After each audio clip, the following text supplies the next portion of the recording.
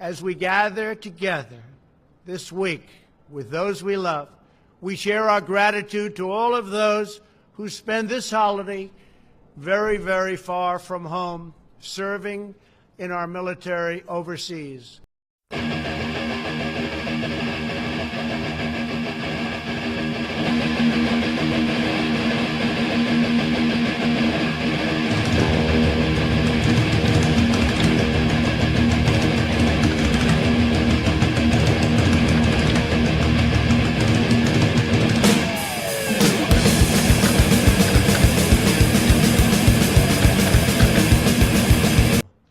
Now it's time to grant peas and carrots the pardon they've been waiting for. They are extremely lucky birds.